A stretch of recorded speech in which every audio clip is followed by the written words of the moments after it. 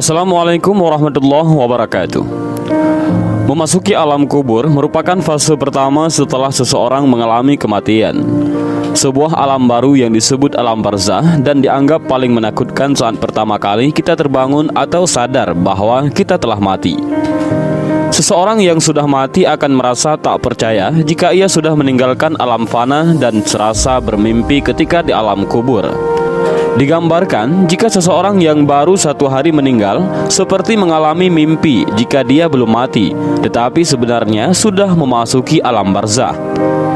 Disebutkan ketika seseorang yang mengalami kematian dan kemudian memasuki alam kubur, maka pertama yang akan datang adalah malaikat mungkar dan nangkir. Kedatangan malaikat mungkar dan nangkir di alam kubur ini pun digambarkan dengan cukup menyeramkan bagi mereka yang banyak melakukan maksiat semasa hidup. Tetapi akan nampak menawan bagi mereka yang semasa hidupnya taat di jalan Allah. Ketika pertama kali berhadapan dengan manusia di alam kubur, maka ada 6 pertanyaan yang akan diajukan oleh malaikat mungkar dan nangkir. Adapun 6 pertanyaan di alam kubur ini menentukan perjalanan selanjutnya. Apakah dia akan di tempat bersama para nabi, ulama, dan umara di surga, atau justru memasuki neraka dan dihisab terlebih dahulu? Pertanyaan itu adalah yang pertama, man rabbuka, siapa Tuhanmu? Ma dinuka, apa agamamu? Man nabiyuka, siapa nabimu? Ma kitabuka, apa kitabmu? Aina kiblatuka, di mana kiblatmu? Dan yang keenam adalah man ikhwanuka, siapa saudaramu? Benarlah demikian, kehidupan alam barzah atau alam kubur banyak disebutkan dalam Al-Quran dan hadis, serta siksa-siksanya yang tanpa ampun bagi mereka yang berdosa, tetapi akan mendapatkan kelapangan dan ketenangan bagi umat yang beramal saleh. Dan berikut ini adalah hadis Rasulullah SAW yang menggambarkan perjalanan manusia setelah melewati fase kematian. Maka di alam kubur sudah menanti kehidupan baru dan serba asing. Hadis panjang Al-Barra' bin Azib yang diriwayatkan oleh Imam Ahmad dan disahihkan oleh Imam Al-Hakim dan Syekh Albani ini menceritakan perjalanan para manusia di alam kuburnya. Suatu hari kami mengantarkan jenazah salah seorang sahabat Nabi SAW dari golongan Ansar. Sesampainya di perkuburan, liang lahat masih digali. Maka Rasulullah SAW pun duduk ataupun menanti, dan kami juga pun duduk terdiam di sekitarnya, seakan-akan di atas kepala kami ada burung gagak yang hinggap. Rasulullah SAW memainkan sepotong dahan di tangannya ke tanah.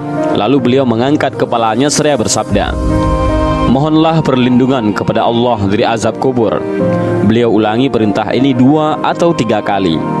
Kemudian beliau SAW bersabda, "Seandainya seorang yang beriman sudah tidak lagi menginginkan dunia dan telah mengharapkan akhirat ataupun sakratul maut, turunlah dari langit para malaikat yang bermuka cerah secerah sinar matahari. Mereka membawa kain kafan dan wangi-wangian dari surga, lalu duduk di sekeliling mukmin tersebut sejauh mata memandang. Setelah itu, turunlah malaikat pencabut nyawa dan mengambil posisi di arah kepala mukmin tersebut. Malaikat pencabut nyawa itu berkata, 'Wahai nyawa yang mulia, keluarlah engkau untuk menjemput ampunan Allah dan keridhaannya.' Maka nyawa itu dengan mudahnya keluar dari tubuh mukmin tersebut seperti lancarnya air yang mengalir dari mulut sebuah kendil. Lalu nyawa tersebut diambil oleh malaikat pencabut nyawa dan dalam sekejap mata diserahkan kepada para malaikat yang berwajah cerah tadi, lalu dibungkus dengan kafan surga dan diberi wangi-wangian darinya pula, hingga terciumlah bau harum seharum wangi-wangian yang paling harum di muka bumi. Kemudian nyawa yang telah dikafani itu diangkat ke langit.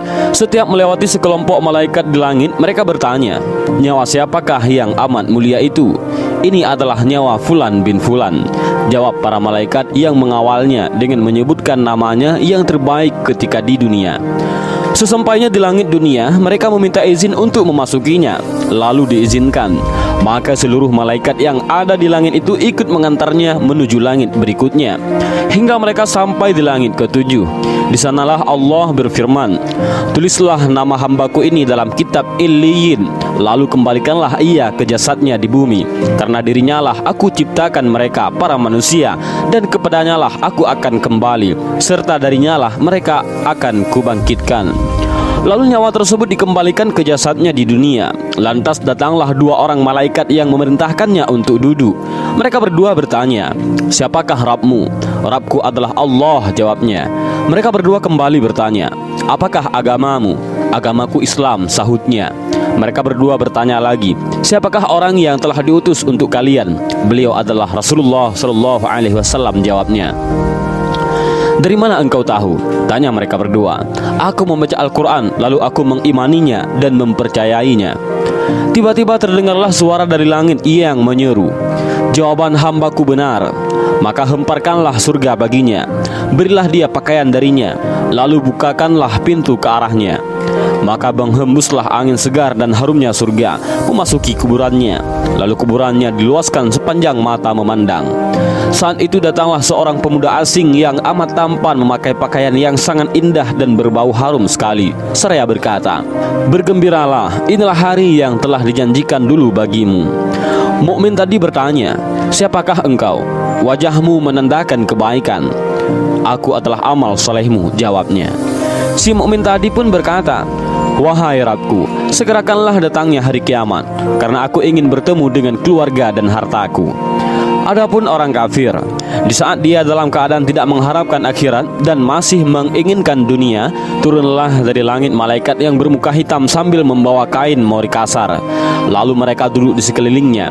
Saat itu turunlah malaikat pencabut nyawa dan duduk di arah kepalanya seraya berkata, "Wahai nyawa yang hina, keluarlah dan jemputlah kemurkaan dan kemarahan Allah."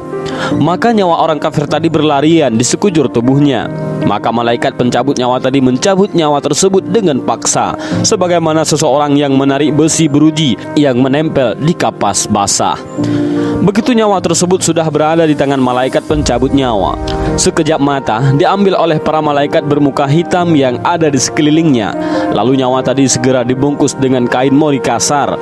Tiba-tiba terciumlah bau busuk sebusuk bangkai yang paling busuk di muka bumi. Lalu nyawa tadi dibawa ke langit.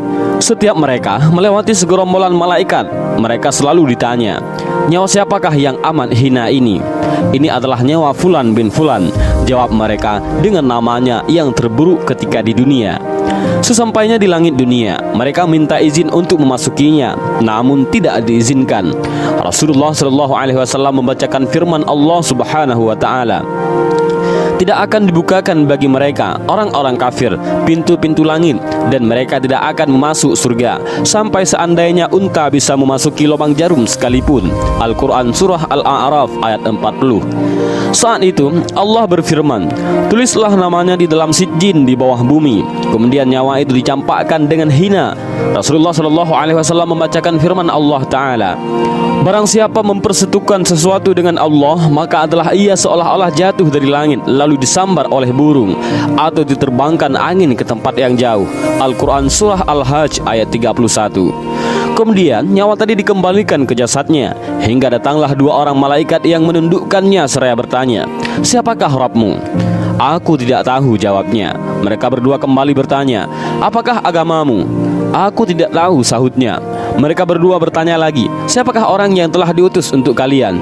"Aku tidak tahu," jawabnya. Saat itu terdengar seruan dari langit, "Hambaku telah berdusta, hamparkanlah neraka baginya dan bukakan pintu ke arahnya." Maka hawa panas dan bau busuk neraka pun bertiup ke dalam kuburannya. Lalu kuburannya dipres oleh Allah Subhanahu wa taala hingga tulang belulangnya pecah dan menancap satu sama lainnya. Tiba-tiba datanglah seorang yang bermuka amat buruk, memakai pakaian kotor dan berbau sangat busuk, seraya berkata, "Aku datang membawa kabar buruk untukmu. Hari ini adalah hari yang telah dijanjikan bagimu." Orang kafir itu seraya bertanya, "Siapakah engkau?" "Wajahmu menandakan kesialan." "Aku adalah dosa-dosamu," jawabnya. "Wahai Rabbku, janganlah engkau datangkan hari kiamat," suruh orang kafir tadi. Dan hadis panjang ini diriwayatkan oleh Ahmad dalam Al-Musnad dan disahihkan oleh Al-Hakim dalam Al-Mustadrak dan oleh Albani dalam kitab Ahkamul Janaiz. Dan itulah gambaran bagaimana kondisi seseorang yang sudah berada di alam kubur. Semua akan ditentukan lewat amal dan perbuatannya semasa hidup di dunia. Tentunya hal ini menjadi pelajaran bagi kita semua agar menjalankan perintah Allah dan menjauhi larangannya. Lantas bagaimana dan apa yang harus kita lakukan untuk menghadapi kematian? Maka perbanyaklah amal ibadah. Bahkan agar terbebas dari siksa alam kubur dan bisa menjawab 6 pertanyaan itu, selain menjalankan semua perintah Allah dan menjauhi segala larangan Allah, maka kita harus tetap memanjatkan doa. Dan ini adalah doa agar terlepas dari siksa alam kubur yang diajarkan oleh Rasulullah SAW, yaitu Allahumma inni a'udzubika min adzabil qabri wa min adzabin nar wa min fitnatil mahya wal mamati wa min fitnatil masiihid dajjal.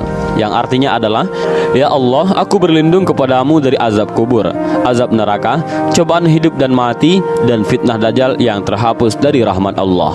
Dan inilah sedikit gambaran alam kubur dan 6 pertanyaan di alam kubur yang menentukan seseorang muslim bebas dari siksa menuju akhirat. Mudah-mudahan video singkat ini bermanfaat. Wallahu a'lam bishawab. Assalamualaikum warahmatullahi wabarakatuh.